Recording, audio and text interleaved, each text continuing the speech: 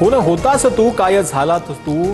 फडणवीसांनी ठाकरेंना हिंदुत्वावरून घेरलं. तमिळनाडूतील जस्टिस स्वामीनाथन यांच्यावर महाभियोग आणल्याच्या प्रकरणावरून टोलेबाजी.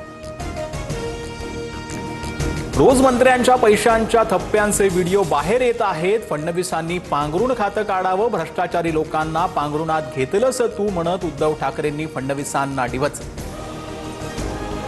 संघ भाजपा आणि अमित शहांनी मला हिंदुत्व शिकवण्याची गरज नाही. गोमांस खाणाऱ्या किरण रिजिजूंसोबत शहा जेवतात, लाज वाटायला हवी.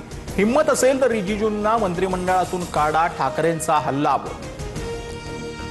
मुख्यमंत्री पदासाठी ठाकरेंनी स्वतःचं पायपुसणं करून घेतलं. मुंबईला लुटून खाणाऱ्यांनी शहांवर बोलू नये, उपमुख्यमंत्री एकनाथ शिंदेंचा पलटवार. दिल्लीत पवार काका पुतण्यांची आता 20 मिनिटं स्वतंत्र बैठक. स्थानिक निवडणुकीत एकत्र लढण्याबाबत चर्चा. पवारांच्या भेटीनंतर प्रफुल्ल पटेल पंतप्रधान मोदींच्या भेटीला, सूत्रांची माहिती.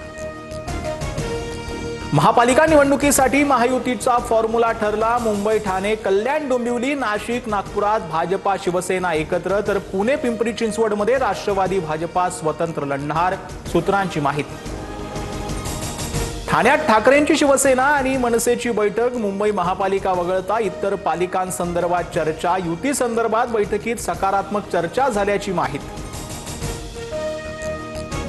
भाजप प्रदेशाध्यक्ष रवींद्र चव्हाण आणि उपमुख्यमंत्री शिंदेंची बैठक. पालिका निवडणुकांसंदर्भात चर्चा. अमित शहांच्या भेटीनंतर महापालिका निवडणुकीच्या पार्श्वभूमीवर चव्हाण आणि शिंदेंच्या बैठकीकडे लक्ष.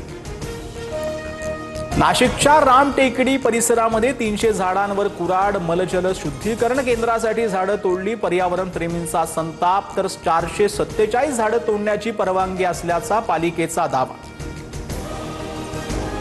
लोकायुक्त कायद्यासाठी अण्णा हजारे पुन्हा मैदानात. 30 जानेवारीपासून करणार उपोषण. मुख्यमंत्र्यांना हजारेंचं पत्र. तपोवन वृक्षतोडीला आहे विरोध दर्शवला. पंढरपूर ते मोहोळ पालखी मार्गाच्या कामात 1400 कोटींचा गैरव्यवहार. सुषमा अंधारे यांचा गंभीर आरोप. भाजपा पदाधिकारी रमेश मानेंना भूसंपादनाचा 4 वेळा लाभ मिळाल्याचा दावा. सुषमा अंधारेंनी पालखी महामार्गाचं नाव बदनाम केलं. अंधारेंविरोधात अब्रुनुकसानीचा दावा दाखल करणार. पालखी मार्गात गैरव्यवहार झाल्याच्या आरोपांनंतर चरणराज चौरे आणि रमेश माने आक्रमक. मंडू लक्ष्मी आणि सोनाली आंदेकरला निवडणूक लढवण्याचा मार्ग मोकळा. विशेष मोक्का कोर्टाकडून परवानगी. आयुष कोमकर हत्या प्रकरणात बंडू आंदेकर आरोप. कुख्यात गुंड निलेश घायवळ पुण्यात न्यायालयाकडून फरार घोषित. कोथरूड परिसरात गोळीबार आणि कोयता हल्ल्या प्रकरणामध्ये कारवाईचा बडगा उगारताच घायवळनं पळ काढला. सध्या परदेशात असल्याची माहिती.